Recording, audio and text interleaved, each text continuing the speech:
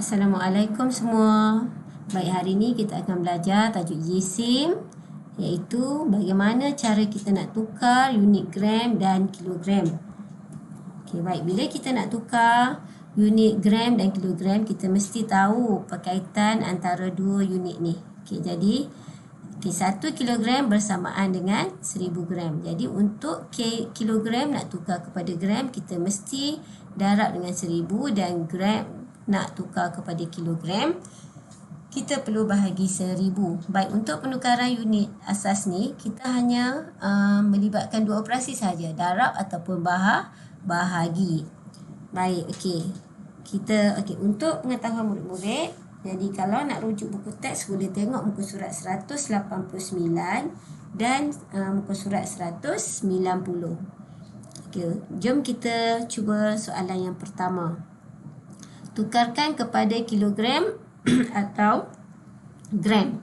Baik, untuk soalan pertama, sifar kumpulan sifar 1 kilogram nak tukar kepada gram. Jadi kita tengok unit asas, kita kena hafal ni. Kalau kita tak hafal ni, perkaitan unit asas ni, kita perlu tulis. Setiap kali kita buat soalan, kita tulis balik. Contoh, 1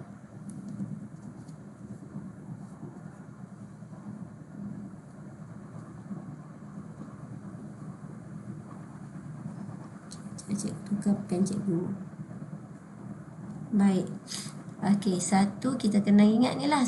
Kalau kita tak ingat, kita tulis balik. 1 kg sama dengan 1000 gram. Biarlah kita tulis banyak kali pun tak apa. Lama-lama kita akan lebih mudah untuk kita ingat.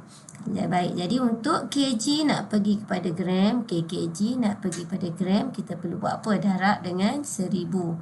Kita tengok ni je, 1 macam mana nak jadi 1000. Jadi mestilah secara logik kita perlu guna operasi darab. Okey, baik, sifar 1 kita darab dengan 1000. Okey, kamu nak buat cara macam mana pun boleh, tak ada masalah. Baik, jadi kita tengok berapa sifar ada. 1, 2, 3. 1000 ada 3 sifar. Jadi kita perlu pindahkan titik perpuluhan ni. Bila kita menggunakan operasi darab, kita perlu pindah ke kanan. Baik, 1, 2, 3. Sebab apa cikgu langkah buat 3 lompatan ni? Sebab ada 3 sifar. 1000 ada 3 sifar. Jadi kita akan tulis balik nombor yang baru. Nombor yang baru sama dengan 1. Kita ambil 1 yang ini. Ini ada longkang kosong. Longkang kosong ni kita letak, gantikan dengan sifar. Jadi jawapannya adalah 10 gram. Baik, soalan yang seterusnya. Baik, soalan B, soalan yang kedua 6/3/5 kg. Macam mana kita nak tukar pada gram? Jadi kita tulis 1 kg sama dengan 1000 gram. Jadi 1 macam mana nak jadi 1000? Kita perlu darab 1000. Baik, jadi 6. Kita tulis balik pecahan nombor bercampur kita. 6/3/5. Kita perlu darab dengan 1000. Baik, kita nak darab dengan 1000.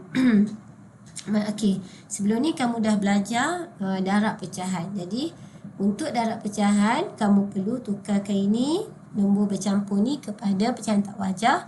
Ataupun ada lagi satu cara, kamu boleh asingkan nombor bulat dan juga nombor pecahan. Baik, cikgu akan gunakan tukar kepada nombor pecahan tak wajah. Jadi 6 darab 5, 30. 30 tambah 3, 33. Letak sama dengan dulu dekat depan. 33 per, ni yang 5, so kita letak per 5. Darab 1000. Baik, di sini terpulang sama ada murid nak darab terus ataupun nak masukkan, nak potong nombor atas dan bawah.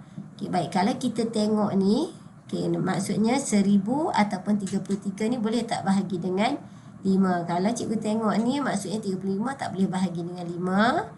Okey, 1000 boleh bahagi dengan 5. Jadi kita tak perlu ambil apa? Ambil nombor yang besar terus 1000. Kita ambil apa? Kita ambil 10 sahaja dulu. Okey, 10 boleh tak bahagi 5? Boleh. 10 bahagi 5, 2. Okey, yang sifar-sifar ni kita naikkan ke atas. Ada 2 sifar kita naikkan ke atas.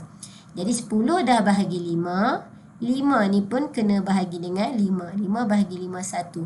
Bila di bawah nombor 1, jadi kita boleh abaikan nombor yang di bawah. Jadi nombor yang di atas sekarang kita perlu buat apa? Darab dengan 33. Jadi 33 darab dengan apa? 200. Okey, awak nak darab macam mana pun boleh. Okey, ni sifar-sifar cikgu turunkan. Okey, cikgu turunkan 2 sifar ke bawah. Jadi 33 hanya darab dengan 2. 3 darab 2, 6. 3 darab 2, 6. Jadi jawapan kita berapa? Jawapan kita 6,600 gram. Okey, baik. Soalan yang seterusnya. Soalan C. Okey. Jadi kita tulis lagi bila melibatkan penukaran unit, kita tulis asal dia supaya kita ingat 1 kilogram sama dengan 1000 gram. Jadi daripada gram nak tukar kepada kg. 1000 macam mana nak jadi 1? Dah tentu kita menggunakan operasi apa? Bahagi 1000.